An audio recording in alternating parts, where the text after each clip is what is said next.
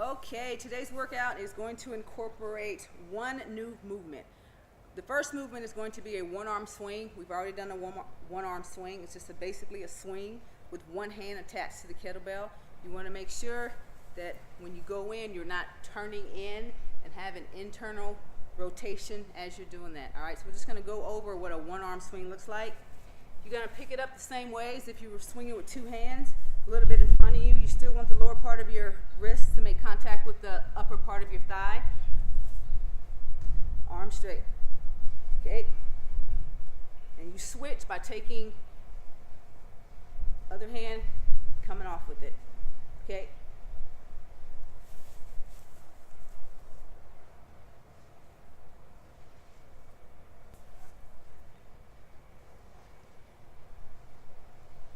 Last week we worked on the clean.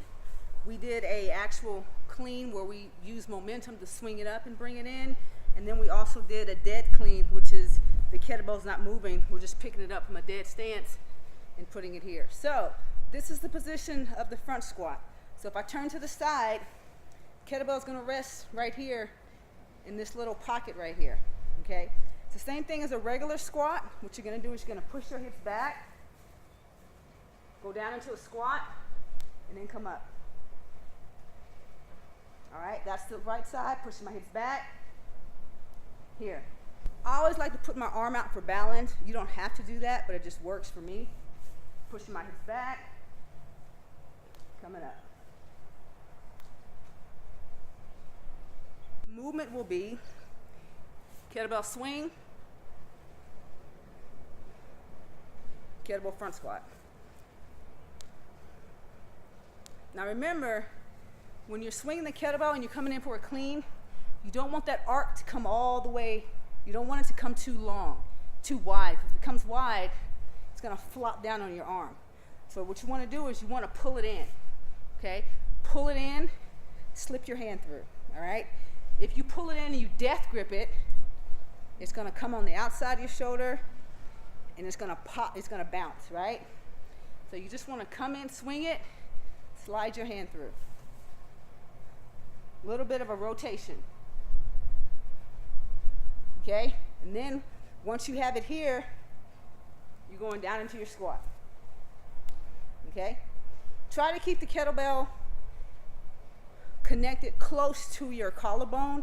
You don't want to go down into a front squat with the kettlebell outside of your shoulders. You want to try to keep it still cradled.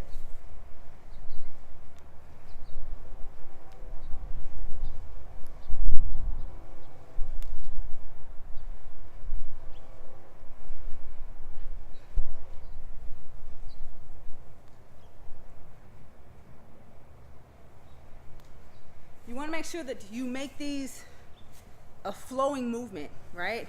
So you don't want to try to go down into your squat before you've completed your clean, all right? So make sure you complete each movement before you try to move to the next movement, okay? So one arm swing, clean it, squat it. One arm swing, clean it, squat it. All right, so let's talk about how we're going to scale this for those that are not comfortable doing squatting. Okay, so what you will do is you're going to do your one-arm swing, have it in the cradle position, the rack position, and you're just going to do knee ups. Okay, once you have it in the cradle position, knee ups. It's gonna work your core, a little bit of your obliques. Okay, so there's only two movements in this workout.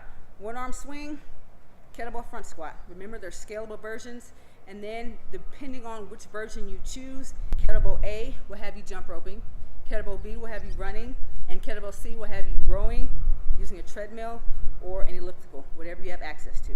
All right, enjoy today's workout.